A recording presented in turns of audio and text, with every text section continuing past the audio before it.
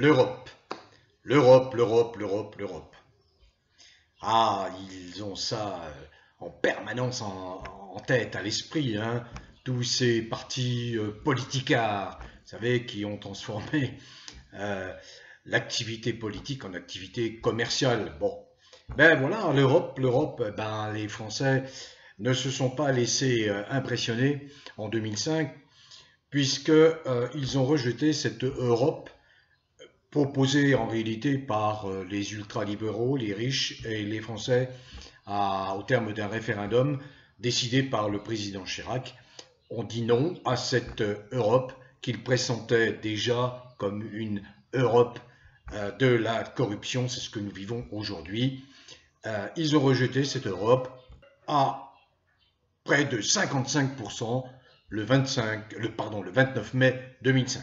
Alors que quelques mois avant, tous les médias, vous savez, en chœur, clamaient la victoire des partisans de l'Europe. Oh, c'était sans compter, sans des farouches opposants, parmi lesquels, je dois rappeler, Étienne Chouard, hein, qui était un inconnu, et ce prof a expliqué, avec des mots simples, des théories claires, que il ne servait à rien de s'engager dans ce machin européen et que les Français allaient plus y perdre, on le constate aujourd'hui, qu'à y gagner. Voilà. Alors, l'enfumage aidant, la mainmise des oligarques, des ultra-riches sur les médias français qui sont devenus de vrais merdias, a fait que eh bien, les gens sont un peu endormis, avachis. Sauf que cette élection n'attire toujours pas les foules. Certes, en 2019, il y a eu 50% de participation aux élections européennes, mais d'après les premières estimations, l'élection du 9 juin n'intéresse pas beaucoup.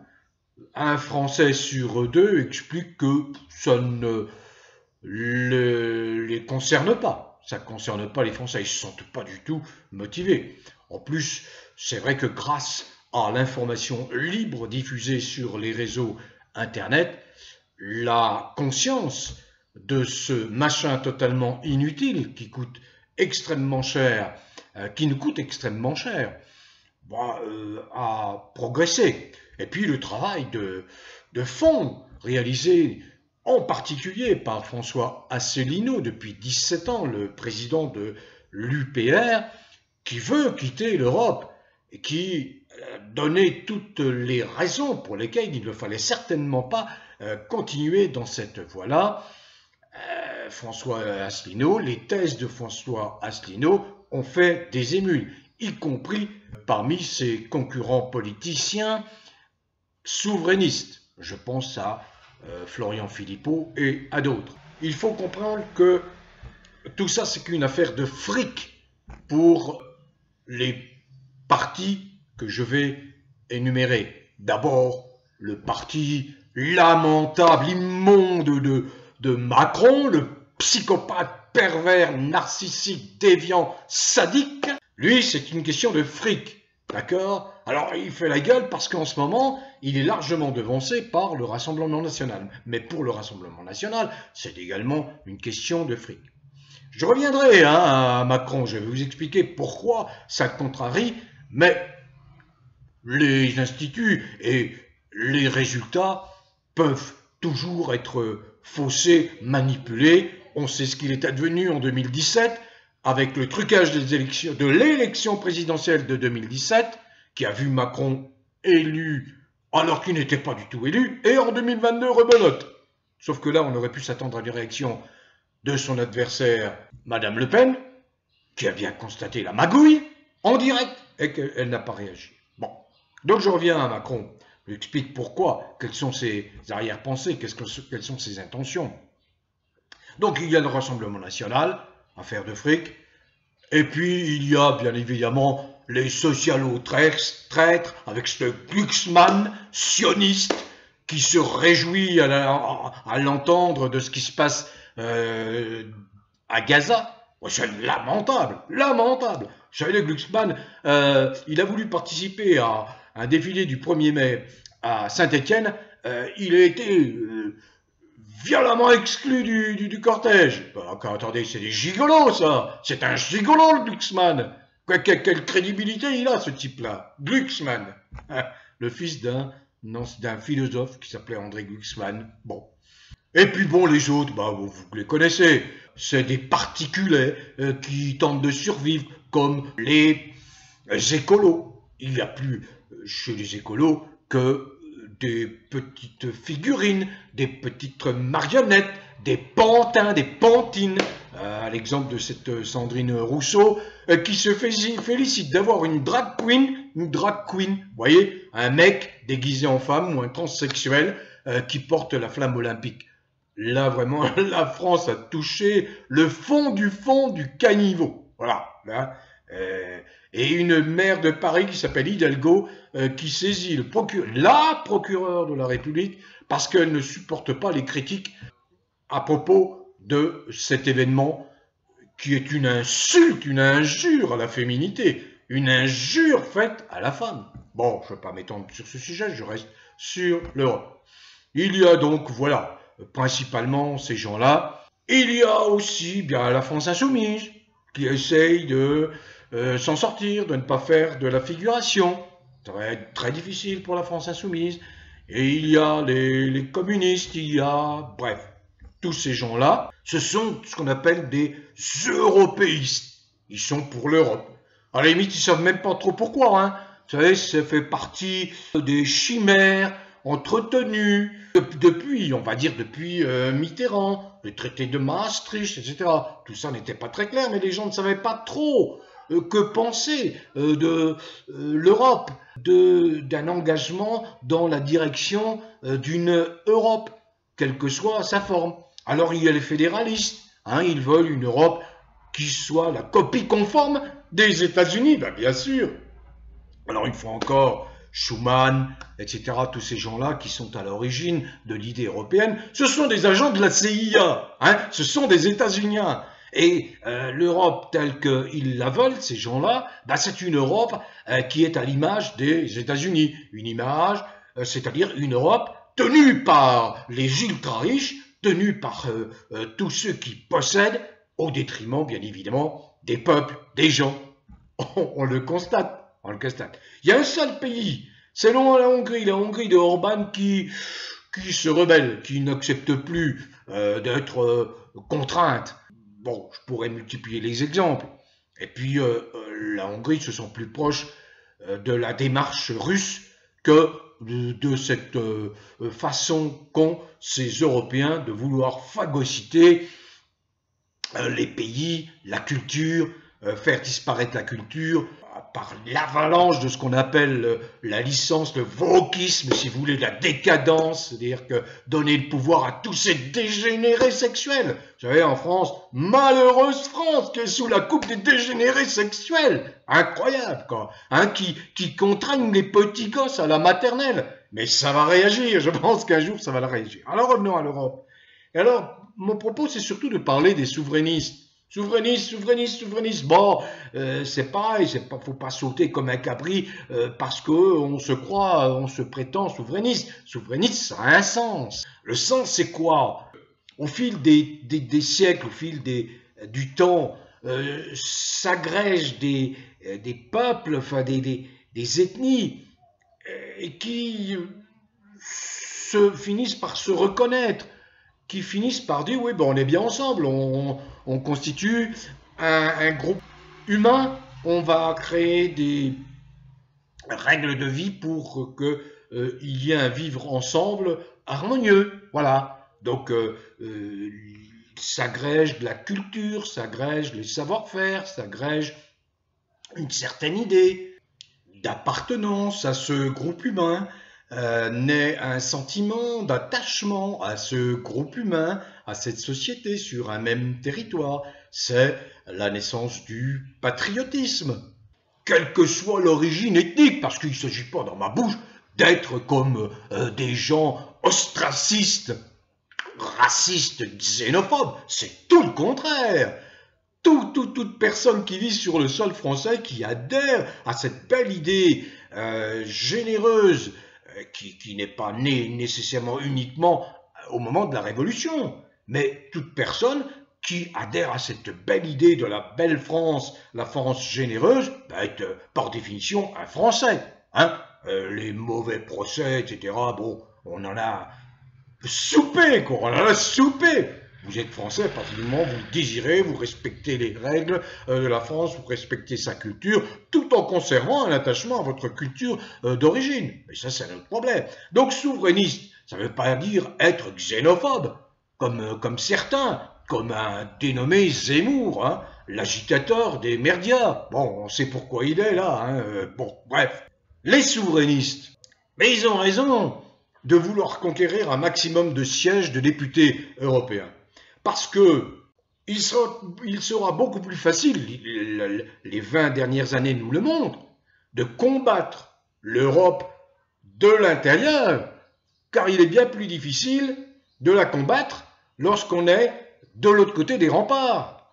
De l'autre côté des remparts qui protègent cette sale Europe. Regardez cette von der Leyen, les arrangements entre eux avec Pfizer et tout, des milliards d'euros qui sont soustraits, par exemple aux Français, et après on trouve un pays en France qui est le plus endetté, qui est exsangue. Et qui vont-ils ponctionner pour combler ces déficits abyssaux, cette dette colossale?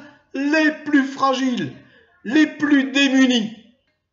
Et Macron veut faire supporter le remboursement de cette dette à qui? Aux Français qui n'y sont pour rien.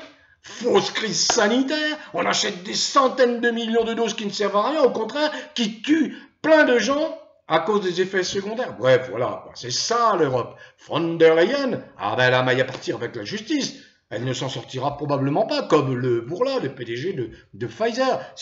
Tout ça, ça suit son cours. Alors il y a deux personnes qui occupent le terrain de cette campagne européenne. Il y a François Asselineau, le didactique, le pédagogue, l'érudit, celui qui maîtrise ses dossiers et qui est capable effectivement de vous apprendre, non seulement de vous apprendre, mais de vous faire comprendre. C'est un des rares hommes politiques à avoir cette amplitude intellectuelle doublée d'une culture, d'une érudition assez exceptionnelle.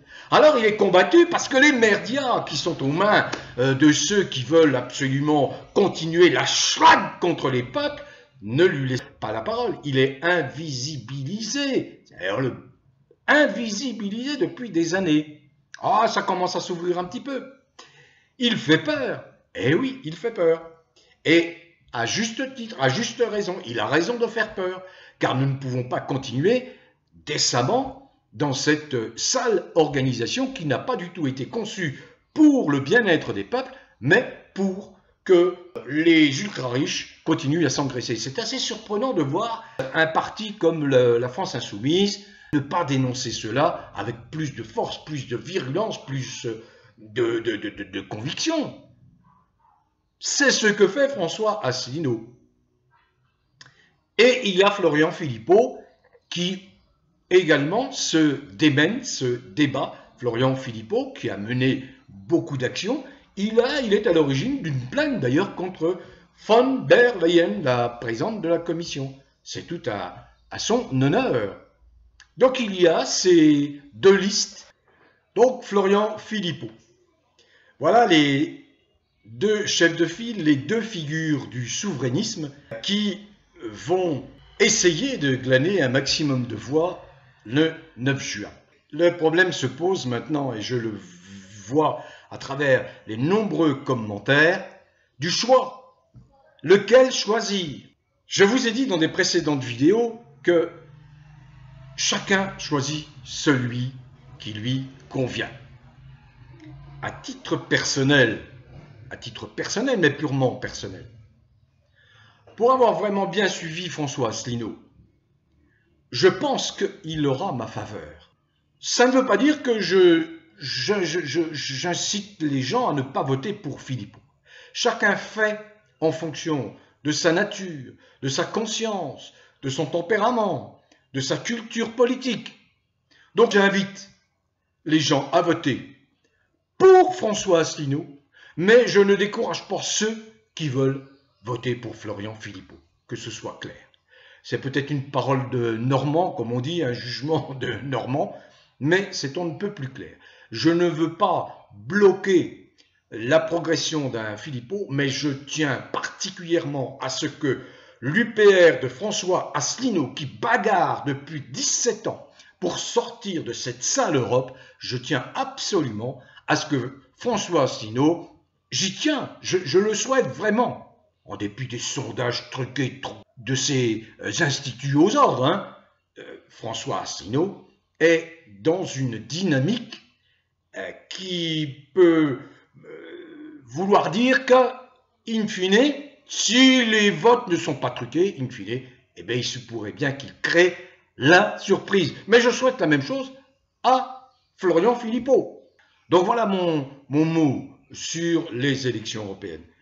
Je termine en revenant à Macron. Macron, son objectif, c'est d'être le président de l'Europe. Voilà pourquoi il est fort mari, fort contrarié, le freluquet, le guignolo. Il est fort contrarié parce que apparemment les sondages de ses copains, parce que c'est ses copains qui font les sondages, eh bien malgré les trucages, malgré les bidouilles des sondages, c'est toujours ça, relisez Bourdieu, vous allez voir ce que vaut un sondage. C'est simplement une façon de façonner, de conditionner les opinions. Donc, apparemment, il est largement distancé par le Rassemblement national. Et plus, ça veut dire que Macron risque bien de se prendre une vraie déculottée aux européennes.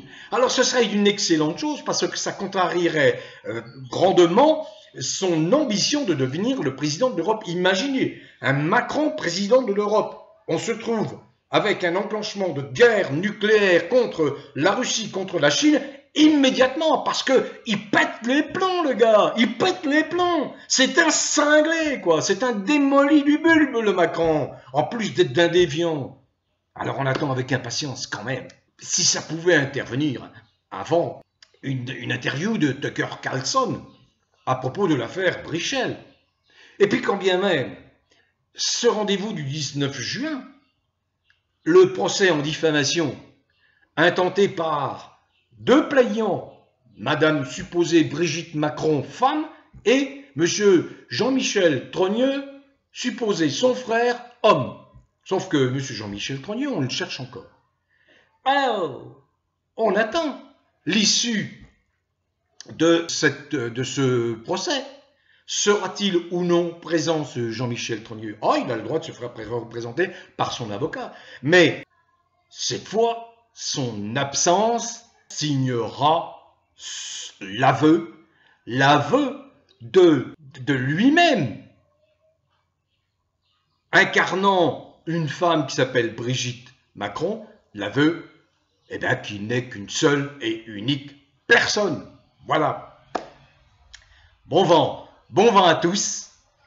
Continuez à cultiver le bien-être, prenez soin de vous et portez-vous bien.